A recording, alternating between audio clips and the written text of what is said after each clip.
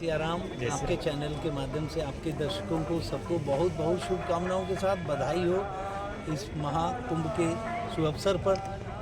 पूरे देश विदेश से बड़े बड़े महापुरुष, साधु संत, महात्मा, आदरणीय, वंदनीय, पूजनीय सभी लोग आए हुए हैं। अपनी अपनी साधना, अपनी अपनी तपस्या कर रहे हैं और सभी लोग इस तपस्या के साथ साथ एक ही मंगल कामना कर रहे हैं, सर्वे भवन्तु सुखिनः, सारा संसार सुखी हो, ये मंगल कामना करते हैं। ये भारतवर्ष है, ये सनातन है।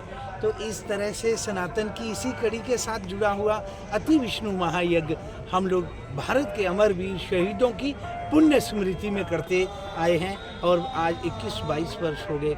ये 43वां महायज्ञ है और इसी तरह से यज्ञ जब तक सांस रहेंगे और सब श्रद्धालु साथ में जुड़े हैं तो ये निर्विघ्नता से इसी तरह से चलते रहेंगे।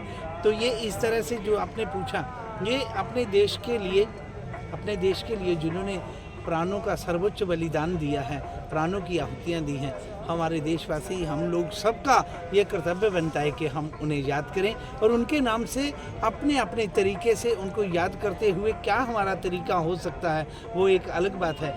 ऐसे ही हम लोग धार्मिक हैं तो हम लोगों को ऐसे लगता है कि अब हमें क्या करना चाहिए था, तो हम लोग यज्ञ करते हैं। तो ये यज्ञ हम उन्हीं वीर सपूतों को, उन्हीं वीर बलिदानियों को जिन्होंने अपने देश के खातिर प्राणों का सर्वोच्च बलिदान दिया, उनके नाम से ये यज्ञ करते हैं। उनकी स्मृति में, उनकी याद में उनको समर्पित करते हैं। इस यज्ञशाला में 108 हवन कुंड होते हैं। इस यज्ञशाला में चारों तरफ उन्हीं के चित्रपट लगाए जाते हैं और उनके परिजनों को बुला करके यहाँ पर यज्ञशाला में बैठा के हवन करवाते हैं। और देश का हमारा आन बान शान, हमारा गौरव, गंगा जमुना सरस्वती का प्रतीक, भारत का गौरव तिरंगा इस यज्ञशाला के शिखर पे लहराया जाता है।